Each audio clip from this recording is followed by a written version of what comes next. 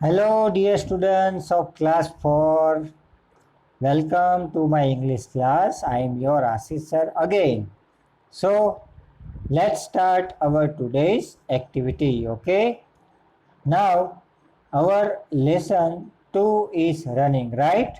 Scientists and invention. और अभी हमारा वर्कबुक पार्ट चल रहा है, right? So, और in our workbook we reached at question 3, which is about the simple present tense and simple past tense. तो हम पहले simple present tense के बारे में देखते हैं, right? Okay. Let's see the definition of simple present tense. First line. We use the simple present tense when we want to talk or write habits, routines, when the action is in the present tense. अब simply मैं आपको अगर बताऊं तो simple present tense कोई regular work बताता है, जैसे कि I go to school every day. अभी तो ये पॉसिबल नहीं है because of this pandemic situation, corona की वजह से, राइट? बट हम ऐसा कह सकते हैं कि I go to school every day, मैं हर रोज स्कूल जाता हूँ। I go to the temple on every Sunday, मैं हर रविवार को टेम्पल पे जाता हूँ, भगवान के पास उनको विजिट करने के लिए, राइट? ऐसा हम बोल सकते हैं। तो this shows the simple present tense. Regular work, हर मंथ को कोई वर्क होता हो, हर एवरी आवर भी हम कह सकते हैं, राइट डियर स्टूडेंट? तो this is simple present tense. Now simple past tense जो क्वेश्चन 3 में वर्कबुक में है उसके बारे में सीखेंगे। डेफिनेशन देखते हैं। चलो definition, first line, simple past tense is used to indicate those actions which began in the past time and also got over in the past time। कोई ऐसी एक्शन जो पास्ट टाइम में यानी थोड़े टाइम पहले शुरू हुई थी और थोड़े टाइम पहले ही वो फिनिश हो गई, उसको सिंपल पास्ट टेंस बोलते हैं, राइट? जैसे कि फॉर एग्जांपल अगर मैं आपको बताऊं कि I went to the market in the morning. अभी इवनिंग हो रही है, अभी इवनिंग है, मगर ये मैं बताना चाहता हूँ सबको कि मैं मॉर्निंग में मार्केट गया था, तब मैं सिंपल पास्ट टेंस का यूज करूँगा कि I went to the market in the morning, मैं सुबह मॉर्निंग में मार्केट गया था।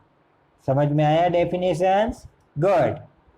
Now let's see workbook question number 3, simple past tense. तो यहाँ पे हमें एक टेबल दिया गया है जिसमें first table is about WHO who, और हमें क्वेश्चन मार्क भी दिया गया है। जो सिंपल प्रेजेंट टेंस हो या सिंपल पास्ट टेंस हो, दोनों में सब्जेक्ट आता है, यानी कि एक्शन डूअर, कोई भी वर्क किसके द्वारा होता है वो उसको सब्जेक्ट बोलते हैं। फॉर एग्जाम्पल यहाँ हम फर्स्ट रॉ में देखें तो आई, यू, वी, दे, और सेकंड में देखें तो ही, सी और इट, ये सब प्रोनाउंस है। क्या है ये सब? प्रोनाउन, जिसको नाम के बदले हम यूज कर सकते हैं ना, तो ये सभी सब्जेक्ट में आते हैं। और इसके अलावा हम किसी का नेम भी ले सकते हैं, जैसे कि रमेश, सुरेश, आकांक्षा, चिल्ड्रन, स्टूडेंट्स, ये सब इसमें आ सकता है सब्जेक्ट में। ओके, अब हम बाजू के बॉक्स में देखते हैं सिंपल प्रेजेंट टेंस में। जैसे कि आई है तो उसके बाजू में फर्स्ट लाइन है क्लाइंब ए ट्री, तो वो सिंपल प्रेजेंट हुआ।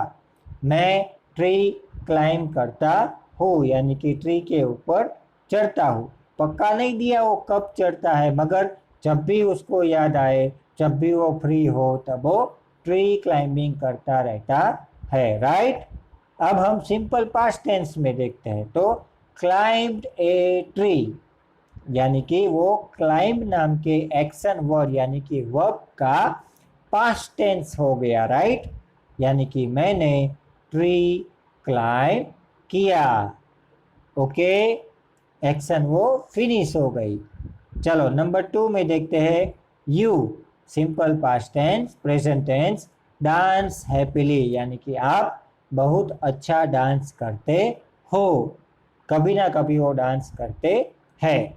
अब हम पास्ट टेंस में देखें, डांस्ड हैप्पीली यानी कि बहुत अच्छा डांस किया, okay. Next we simple present tense eat bananas, हम बनानास खाते हैं, मगर कब खाते हैं वो नहीं बताया हमको, मगर कभी ना कभी वो खाते रहते हैं, हर रोज, 2 दिन में एक बार, 3 डेज में 1 टाइम, मगर ये एक्शन उनके द्वारा कभी ना कभी होती रहती है। That is we eat bananas. और हम सिंपल पास्ट टेंस में देखें तो ate bananas, ATE, we ate bananas यानी हमने बनानास खा लिया है, okay. Last they drop the ball, simple present tense में आएगा ड्रॉप द बॉल, ड्रॉप यानी नीचे गिराना, यानी कि वो बॉल को नीचे गिरा देते हैं। कभी ना कभी क्रिकेट खेलते वक्त ऐसा होता होगा किसी से, इसलिए वो सेंटेंस हमें मिलता है कि दे ड्रॉप द बॉल।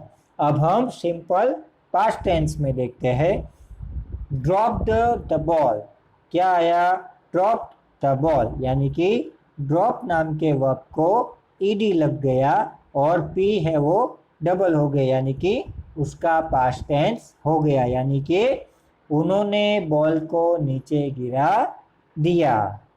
समझ में आया सबको। अब हम बाजू वाला पार्ट देखते हैं, नीचे वाला HE ही से। अब सिंपल प्रेजेंट टेंस में ही सी और इट और कोई भी सिंगुलर नाउन हो तो सिंपल प्रेजेंट टेंस के वर्ब को एस या ES लगता है क्योंकि ये सिंगुलर है, राइट। अब हम देखते हैं ही के साथ क्लाइम्स अ ट्री आएगा, एस लगा ना, और सिंपल पास्ट टेंस में कोई चेंज आता नहीं, वहाँ वर्ब का पास्ट टेंस ही लग जाता है, ओके।